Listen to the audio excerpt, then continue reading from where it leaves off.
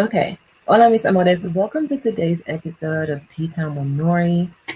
Hi. If I'm meeting for the first time, I'm Nori. I'm Nori Consul, and I help millennial women that are feeling stuck eliminate self-limiting beliefs so that they can focus on the things that they can control and they can live the life of their dreams. So this is our time where I come share with you something interesting that I'm learning or a tool that you can find helpful. And I usually pair it with some tea. I got my tea ready, my Dragon Ball Z cup because I'm a huge Dragon Ball Z fan. And my intention for today's video is that we are going to walk away with an understanding on how to begin the process of figuring out what we're going to be when we grow up. We've been hearing this question since, I don't know, I feel like the first time I heard this question was when I was a child. And my teacher's like, what do you want to be when you grow up? What do you want to be when you grow up? What's the first time y'all heard this question? And since then, I've been in the, I would say I had been in the quest to figuring it out, to get into the root about where did I want to be when I grew up. And I finally feel like I have an understanding of what that question even means. So today I want to share it with you so that you can also understand what this question means and how you can begin answering it for yourself because you might be feeling like this right now. Okay, so I got my notes ready. The first thing I want you to understand about this is that growing up is not a destination. A lot of us think that growing up is a destination. It's about, well, when am I going to accomplish this and achieve this thing? We have learned that growing up is an occupation, for example, or a job or a career or an achievement. One of the things that I used to say when people would ask me, what do I want to be when I grow up? I used to be like, oh, a lawyer. That was the thing I was really into when I was a child, wanted to be a lawyer. And then it turned into an ambassador. And then it turned into, I don't know, I wanted to be so many things when I grew up. And I thought it was about a destination. It was about, I want to be a thing. And once I achieve that thing, I'm done, right? But in reality, that's not what growing up is. It's not about an achievement. It's not about an occupation or a particular job or title. Growing up is a lifestyle, which is something that I had to come to terms with. And what do I mean when I say a lifestyle? Well, I wrote a definition out. So growing up means that you have the courage to do what you know you need to do, even when you don't feel like doing it. I'm going to say that one more time. Growing up means that you have the courage to do what you know you need to do, even when you do not feel like doing it. So growing up are things like eating your vegetables because you know it helps your body grow stronger, going to bed at a decent hour so that you can get enough hours of sleep so the next day you're not feeling exhausted and drained. Growing up means setting enough time in your schedule for things that matter to you so that you don't feel burnt out or depleted and taking and resentful towards people because you're always doing things for them and rarely doing things for yourself. Growing up is saying yes to you by saying no to other people, even when it doesn't feel good. And that's the big part about growing up is that you have to do the things that feel good to you, even when other people don't want you to do those things, even when they don't understand it. And that's what growing up is about. It's not about an achievement or a job or anything of that nature. Growing up is about doing the thing that you know you need to do for yourself when it doesn't feel good, when it doesn't feel pleasant, when you know people are going to talk about you, when you know people are going to judge you, but you do it anyway because you put yourself first and you believe in yourself and you trust yourself and you want to show up for yourself. And that's really what growing up means. Now, when did I figure this out? I figured out what it meant to be a grown up. I think I really figured this out in the last 2 years in my business. I wanted to launch this business and I wanted to help women and I wanted to be a resource for them. But then I realized that I didn't like to do things when I didn't feel like doing them. Like sometimes there were things I had to do for the business, like posting here on Facebook, for example. And I'd be like, I don't feel like doing it. So guess what? I wouldn't do it. There were times when I needed to go to bed at a certain time because that way I can be rested and wake up the next day to go to the gym. But I'll be like, I don't feel like doing that. So I wouldn't do it either. So there were all these decisions I was making every single day because I didn't feel like doing them. And they were keeping me from achieving the thing I wanted to achieve. And I remember last year when I was like, I really want to be serious about being a business owner and like really helping women and really helping them achieve the best results possible. And I started looking at what is it that I'm not doing? Like, what are the things that I'm really struggling with right now? And that's the hard part about growing up, right? Because you have to face those things about yourself that you don't like. You got to be uncomfortably honest with yourself. And that doesn't feel good. It actually feels pretty shitty. It sucks to be honest with yourself because that means you haven't been doing some things that you know you needed to be doing. And that doesn't feel good because you think that you want to feel like you are the person that does do the things that they say they're going to do. So there is that element of discomfort about growing up. And you have to be ready for that. You have to be willing to face that in your own life. So I remember I said to myself, Nori, you need to get better at doing some things if you want to see your business succeed. Because the way you're acting right now, you're not going to get the outcome that you want because you're not putting in the work. You're not putting in the effort. You're not being consistent. And what you put into your business is what your students are going to get out. So if you're not showing up for yourself, then they're not going to show up for themselves either because you're not setting that tone, right? So that really forced me to say, I'm going to stop waiting for a day to grow up and I'm going to grow up right now. I'm going to start doing the things that don't feel good, even when it's time to do them. So at nighttime, when I'm watching something on YouTube and I look at the clock and I know it's time for me to go to sleep, then I turn off YouTube and I go to take a shower and get ready for bed. I don't always like doing that. Like I would like to watch TV longer, but I do it because that's what it means to show up for yourself. That's what it means to grow up. And that's really, really important. So how did I figure out what I wanted to do in terms of like what I do now? When I realized last year that I wasn't doing my best for my business, was then I decided that I wanted to do it. I wanted to show up. I wanted to grow up in that way. I wanted to embody this lifestyle of doing the things that make me uncomfortable when I know they need to get done. So I said I want to do that stuff. So what I started to do was create a list of the things that I wanted to be, the things that made that were the Nori in the future. If I could describe her, what would she be like? So she was always on time because I learned that I wasn't always on time. She was really honest, uncomfortably honest. She was honest with herself and with other people, even when they didn't like that, because I felt like it's important to be honest. Some people, we need more honesty in our lives. And there was like a list of 10 things that I wrote down, and these are called my unquestionable standards. And these are the things that I decided I wanted to be as an adult. I wanted to be someone that was on time. I wanted to be someone that respected other people's time as well as my own. I wanted to be someone that showed up when it didn't feel good, when it was uncomfortable, and when it was painful. I wanted to be someone that cared for her health. So she ate healthy food. She got enough sleep. She took care of her hygiene. Not that I wasn't showering, y'all, but you know what I mean? Just setting these things as foundations for myself so that I knew that this is the things I need to be doing if I want to achieve the life that I want to achieve. And it requires some time to sit down and make that list.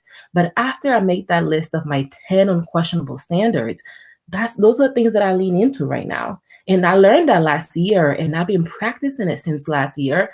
And now I'm finally in a space where I'm on it. Like in the mornings, the first thing I do, I get up around 7. I read this document to remind me of the things I've accomplished. Then I go to the gym. I get my workout in. I come home. I have my breakfast. Then I shower. Then I meditate with my husband.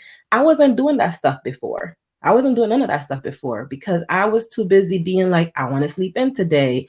Or I'm not trying to do this. Or I don't feel like going to the gym. Or, oh, I'm going to meditate later. I wasn't being consistent because I was struggling and I felt like I don't got to do it if I don't feel like doing it. I'm only going to do things when I feel like doing them. And that wasn't getting me the results that I wanted. So the one thing I would say that you have to do, that you can try, you don't have to do any of these things. This is your choice. This is your choice. If you want to change your life, you have a choice. I'm just sharing with you a methodology that can help you, but there are different ways to do this, guys. But this is the way that I've done it. This is the thing that has worked for me, and I'm sharing it with you. Maybe it will help you as well. After I got tired of trying all these different things in my life that weren't working, I started with focusing on one thing at a time. A lot of us struggle with figuring out what we want to be when we grow up because we don't know ourselves enough. We don't know what our interests are.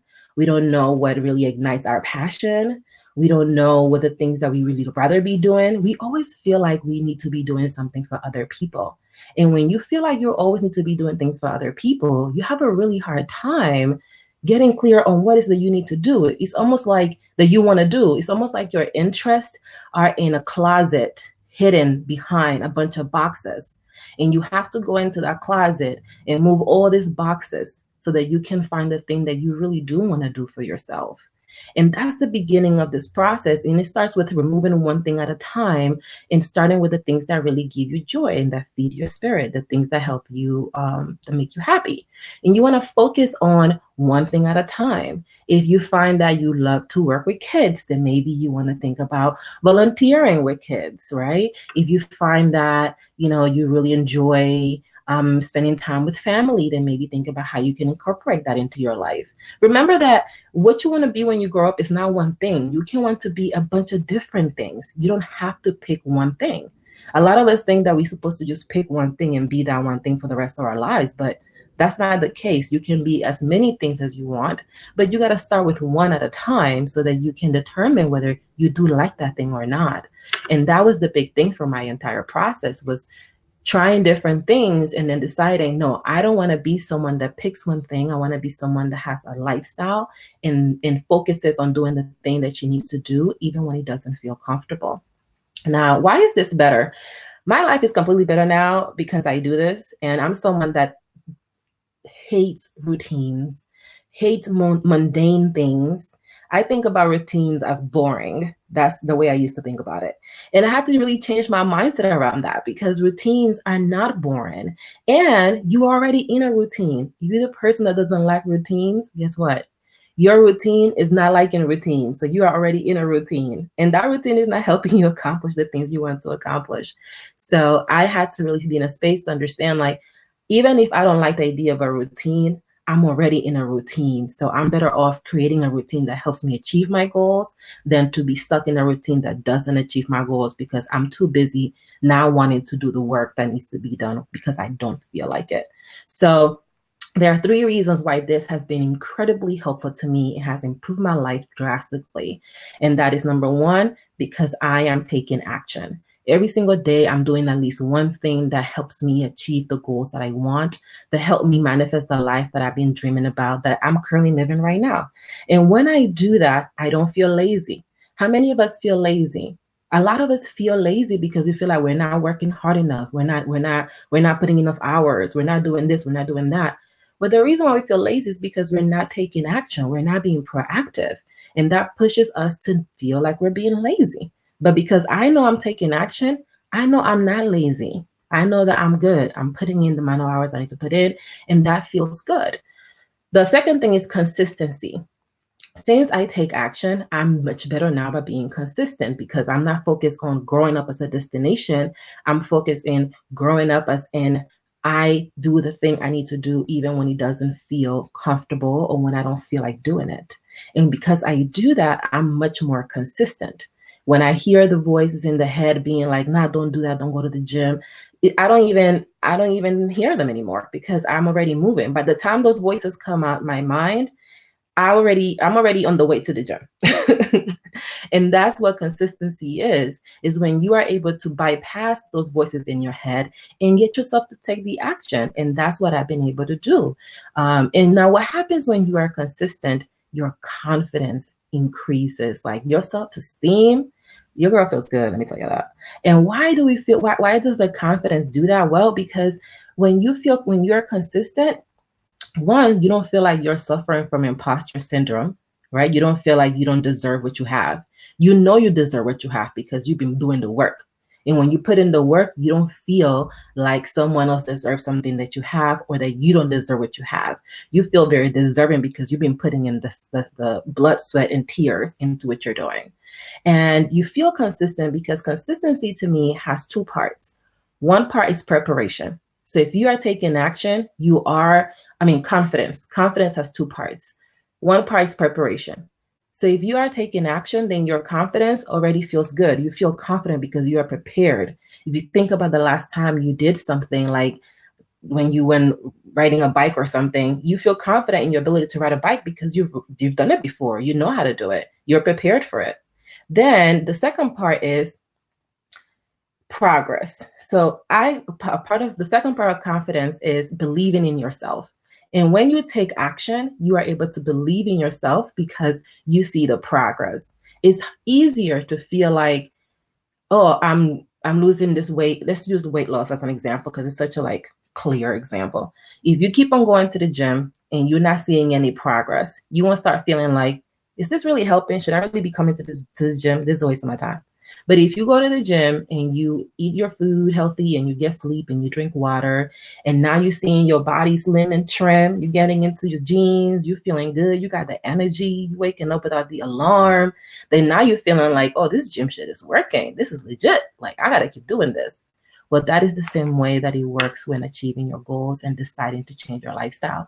You have to put in the work. And then when you see the progress, it feels easier to keep going and you feel more confident. So that's what I have for you today. Remember, this is your choice. If you do not change your life is not going to change. If you do not decide that you want something different for yourself, you're going to continue to experience the same thing you're experiencing right now. And society sometimes makes us feel like we have to go on this particular path. But the beauty of it is that you can choose your path. And if you need help figuring out how to, change your lifestyle around growing up and not focus on a destination, but instead turn it into a lifestyle for you, then I'm here for you. I would love to connect and chat with you.